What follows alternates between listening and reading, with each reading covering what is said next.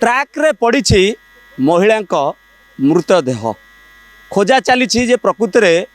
महिला मृत्यु केमिति हैला यह हत्याकांड ना एटा जीवन हारी आपण देखुंत चित्र आम आपण को देखाऊँ ये हूँ मंचेश्वर VSS नगर अंचल रेलवे ट्रैक रो दृश्य। आज सकाळू किछि लोक एठी जड़े महिला मृतदेह ट्रैक रो मझिरे ट्रेन रो दुई ट्रैक मझिरे पड़िथिबार देखा पाइथिले एवं तुरंत GRP को खबर दिया जाइथिला। GRP थाना पुलिस घटनास्थल रे पहुँचवा परे वर्तमान तदंत आरंभ होइछि एवं महिलांकर पाखरु तांकर मोबाइल टी जबत करा जाइछि एवं मोबाइल रु खोजवा परे जना पड़ी महिला ना दुर्गेशी सामल घर ये मंचेश्वर अंचल रोते मंचेश्वर अंचल एक छूता कल सी काम करुले किंतु दुर्गेशी मृत्यु केमिति हैला से दिगरे जांच करने GRP RPF एवं साइंटिफिक टीम वर्तमान घटनास्थल रे पहुँचवा परे वर्तमान तदंत चली एवं कह जाउछि जे तांकर मृत्यु पछर कारण कौन थाई पारे। प्रदीप सेवा ट्रस्ट पक्षर प्रदीप भाई आसुँच सी मृतदेह को उद्धार करा जिवो एवं उद्धार करने पर कैपिटल हॉस्पिटल नि भाई केमिति अवस्था केतोले कौन खबर पाइले सकाळ आपणकर 8टा बेले खबर पाइलु GRP आमको फोन करते गोटे VSS नगर ट्रेन ट्रैक रे गोटे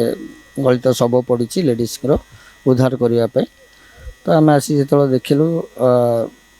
25 ରୁ 30 वर्ष लेडीटे हम तेणुक सार किसी सन्देह है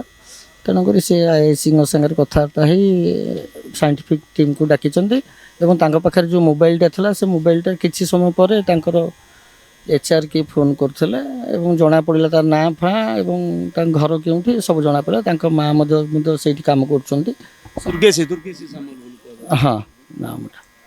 दुर्गेशी सामल बोली नाम निहाती भाव में आप शुणुले जे गोटे जितेबाला GRP पाखक गोटे खबर आसला जे दुर्गे गोटे महिला मृतदेह पड़ी एवं मुझे देखेबी कि कैमरा पर्सन अच्छा हिमांशु आपन को चित्र देखाइबे जे GRP थाना पुलिस RPF एवं साइंटिफिक टीम मंचेश्वर थाना पक्षरु ये तदंत चली जे प्रकृत में महिला मृत्यु पछर कारण कौन होता पारे कहीं महिला मृत्यु है एवं मृत्यु किभली है यह हत्याकांड होइछि हत्या